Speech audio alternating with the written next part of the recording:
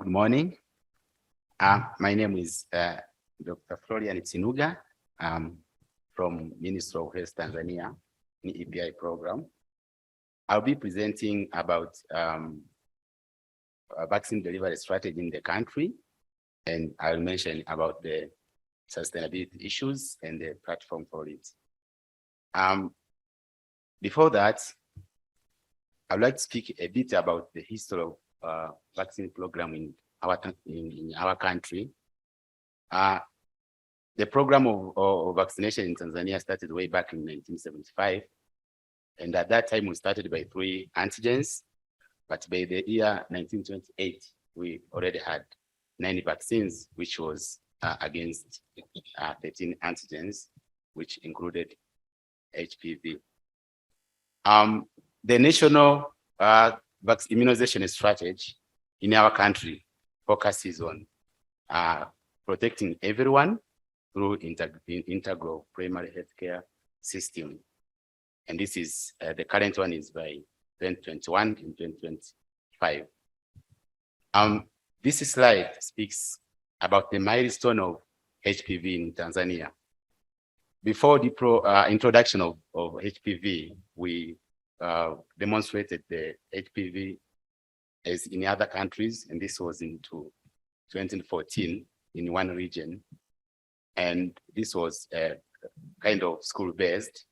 But then in 2018, this was a formal introduction, which was scaled up to all 26 regions in our country. And the target was 14 years girls. But then we were doing so good until 2021. Our performance was not bad. And by the end of 2021, HPV1 was 78% and 2 was 61%. And then in 1929, we introduced a strategy which we called integrated HPV plus. And this presentation will focus much what was it and what were the outcome of this strategy. So currently, in general, in routine immunization, we have different strategies which include facility-based, community-based, but in particular, school-based for HPV is the main focus. Before we go, what happened after HPV plus?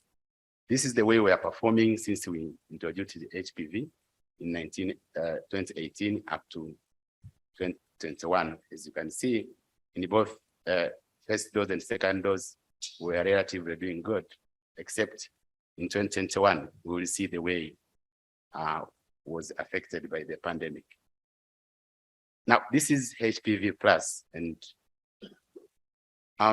why did we say it's HPV plus?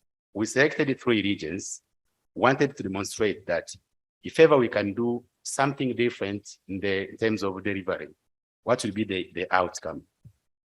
So we selected 3 regions. These were Mbeya, Njombe, and Songwe. And we integrated the HPV delivery with other interventions, which included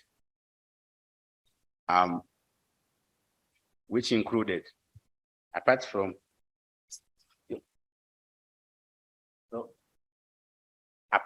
the target of HPV plus, because it was integrated, we targeted 10 to 14 boys and girls, both.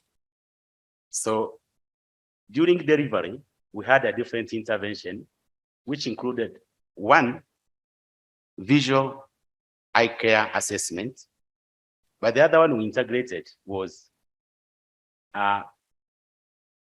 anti-worm delivery. But again, we were screening for nutritional to these girls and boys. So in particular, for girls, we were vaccinating, but the rest of the group were doing the rest of the interventions. And this attracted more girls and boys to take up the vaccines. As you can see, the performance for both HPV1 and HPV2 for the year which we introduced, they went up. And this was introduced in 2019, as I said, in collaboration with the Ministry of Health, Ministry of Local Government, Gavi, UNICEF, and Japaigo, who are also here. So this slide compares what happens in the up to the year 2021 in councils which were conducting HPV plus and those none. As I said, when you look at 2029, when we introduced this, when you look at the councils, I should start with here, in 2028, the councils which were performing above 80% of HPV was 7. But as we continue with the program, the councils increased from 7, 20, 43, and in the end, we have 58, which had more than 80% performance. And when you look at this, much of the councils were from these regions which were demonstrating the HPV plus, meaning that the integrated approach really increased the uptake. And that's the message we wanted to really deliver in this audience. So what happened during the pandemic? This has been presented from different presentations since yesterday. The situation is the same. And the factors which led to decrease in uptake during the pandemic is the same again, no need of repeating. Now, what are the efforts done in the country to restore the decline?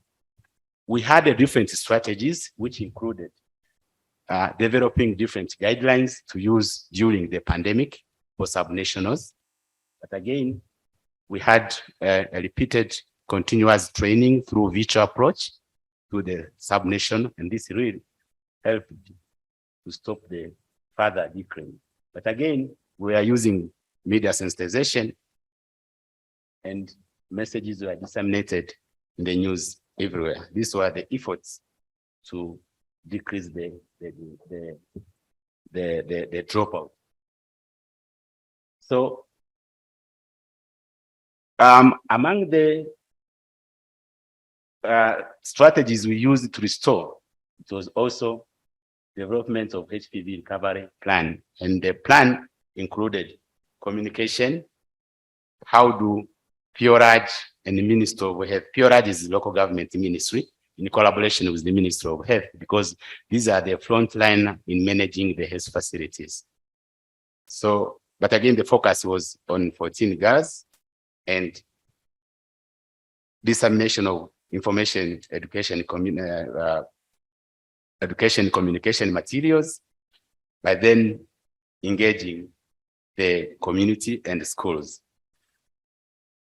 So what are the key issues, what we gained from the HPV plus as the sustainability platforms and factors which facilitated that? The two platforms we realized they are working very well.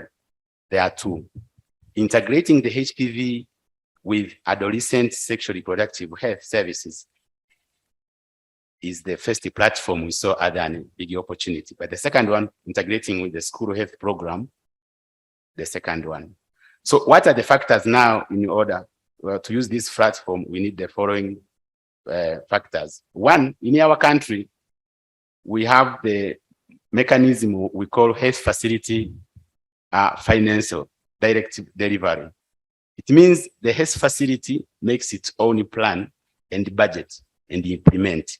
So the emphasis is when we use this opportunity to health facility, for them to include the integrated activities at the facility level is much better and have bigger and important outcomes. So that's one of the emphases we emphasize. But the other one is to emphasize the communication between the Ministry of Health and PRAD by discussing the targets. If we disclose the targets for performance for heads of schools and school health teachers, if they are If all understand this, then it becomes a good approach in doing the micro plan. So the other thing is linking between school and facility to ensure schools and out of schools are all vaccinated. But using teachers, community leaders, strengthening joint micro planning. The joint micro planning basically means at the facility level, when they are making a plan, that audience should include the teachers from that catchment area, schools, healthcare workers in that particular facility, but again, community health workers and village leaders. That is the joint where micro plan we are meaning. And the other factors includes empowering the community leaders, educate, sensitize, and engage parents on that community. So towards sustainability, as the country, we developed 2 guidelines to guide what I'm saying. One is about integration with adolescent health program. This was developed in 2019, and it focuses in both the education delivery and the vaccine delivery. So education delivery, as I said, it focuses 10 to 14, but vaccines currently is at 14 years. And it includes other education, health educations, which includes cervical cancer, menstrual hygiene, STI, and others in adolescents. So this is the first one, the integrated approach guide. But the second guide is we call National School Health Program. Those are 2. So this one focuses on the role of school health coordinators. What should the coordinators do in order to mobilize girls to take up more vaccines? And the second focus is on outlining the role of school health teachers. So school health coordinators, these are healthcare workers. And the school health teachers, they are teachers. So this guide speaks about these 2, the way they collaborate. So what are the key lessons learned? And this is my last slide. The first one, as I said, integrating the HPV plus strategy into schools is promising strategy for expanding access to HPV and other adolescent health services, as we have seen, as nutritional assessment, anemia prevention, and others. But then, as we have seen in the previous presentations, a school-based approach works better than the rest of the approaches in terms of HPV. But empowering educational system is another lesson learned, that in HPV, because the audience is, this age group is students, so we cannot leave alone educational system as perspective of collaborating to increase the uptake of HPV. This is my last slide, and thank you very much.